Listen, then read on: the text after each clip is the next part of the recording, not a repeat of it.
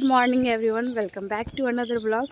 तो आज का ब्लॉग कुछ अलग है। कुछ अलग ये है कि आज हम लोग जा रहे हैं स्कूल परिभ्रमण में, और वो कहाँ जाना है आगे ब्लॉग में ही पता चलेगा। इस मैम को देखिए, आज एकदम सज धज के नए कपड़े पहन के तैयार हो गई है, घूमने स्कूल भ्रमण के लिए जा रही है कि कहाँ जा रही है पता नहीं चल रहा है। हम लोग के स्कूल जाने वाले रास्ते में जो कच्ची सड़क थी उसका ढलाई हो रहा था, तो हम लोगों को खेतों के बीच से होकर जाना पड़ रहा था। खेतों के बीच से होकर जाना बहुत अच्छा अनुभव है। जैसे ही स्कूल पहुंची मैंने देखा कि सारे बच्चे उपस्थित हो गए थे जो अभी निकलेंगे परिभ्रमण के लिए, और जिस बस से बच्चे जाएंगे वो लगी है मेन रोड पे, इसलिए कुछ दूर बच्चे पैदल जा रहे हैं और बच्चे बहुत ही ज्यादा एक्साइटेड है। इतने खुश हैं कि क्या बताऊं। कुछ बच्चों का ये पहला ट्रिप होगा, क्योंकि गांव के बच्चों को ना बहुत कम ही मौका मिलता है बाहर निकलने का, खास करके लड़कियों को। ये रही हमारी बस, अंदर सारे बच्चे बैठ भी गए थे, कुछ कुछ बच्चे बाकी थे। उन्हीं का इंतजार किया जा रहा था। जब सारे बच्चे आ गए तो हम लोग रवाना हो गए अपने ट्रिप के लिए लगभग 11 बजे। कुछ दूर आने के बाद जब बच्चों को भूख लगी तो नाश्ता करवाया गया, और नाश्ते में बच्चों को स्नैक्स और लिट्टी दिया गया। सारे बच्चे और टीचर्स मिलके खा रहे थे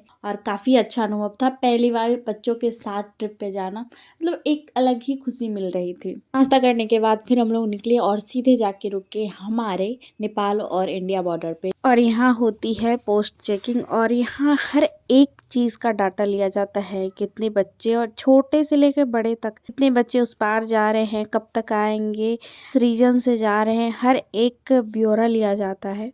ये सब सारी प्रक्रिया कंप्लीट करने में लगभग 1.5 घंटा लग गया था। इसके बाद हम लोग फिर से निकले तो बॉर्डर के उस साइड भी नेपाल की जो सीमा बल तैनात थी वहाँ भी फिर चेकिंग हुई। इसके बाद हम लोग फिर निकले अपने सफर के लिए। रास्ते में मिल गई ट्रैफिक पुलिस और फिर वहाँ पे निरीक्षण किया गया। इसके बाद फाइनली हम लोग पहुँच गए अपनी मंजिल पे, और मंजिल है ये बिहार की शोक नदी कोसी पे बना ये बांध, कोसी बैरेज, जिसमें लगभग 56 फाटक है, और ये बैरेज भारत और नेपाल की सीमा पर बना हुआ है, और ये बांध भारत और नेपाल सरकार के बीच एक एग्रीमेंट के आधार पर बनाया गया है। अरे यहाँ जो कोसी नदी से त्रासदी आती थी उसके बारे में तो सबको पता है, और इसी त्रासदी को रोकने के लिए इस बांध का निर्माण किया गया है, जिसमें दोनों सरकार की सहमति से बना हुआ है, परंतु इसे नियंत्रित करते हैं हमारे भारत के अधिकारी। फिर हम लोगों ने रास्ते में कुछ फोटो शूट करवाया, और ये एक छोटा सा क्लिप अपने बच्चों के साथ है। ट्रिप में जितने सारे बॉयज आए थे सारे ग्रुप मिल करके नाव से उस टापू पे गए घूमने के लिए।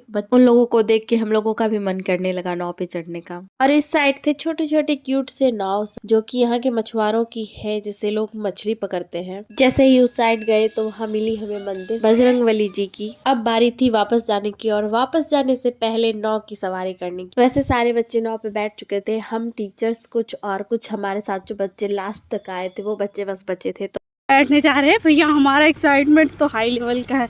तो हम लोग बैठ गए हैं नाव में, बाकी सर बचे हैं तो सर भी आ जाएंगे इसके बाद चलेगी। और नाव चल दी है, और अब हम लोग जाएंगे इस साइड से उस साइड नाव से ही, जो हम लोगों ने चलकर दूरी तय की थी रोड द्वारा, अब भी वो दूरी तय करेंगे इस नाव से। आज तो हम टीचर्स बच्चों के साथ बच्चे बन गए हैं। बच्चों जैसा एक्साइटमेंट, बच्चों जैसा खुशी, ये एक्सपीरियंस ना बहुत ही खास लग रहा है। और इन बच्चों के फेस पे स्माइल देखो कितने प्यारे लग रहे हैं। आजकल तो हर जगह राम जी की ही झंडा लहरा रहा है, और देखते ही देखते हम लोग आ चुके थे बांध के इस पार। मतलब बट भरा भी नहीं था बट पहुंच गए, क्योंकि ये मोटर द्वारा जो नाव चल रही थी वो काफी ही तेजी से चल रही थी।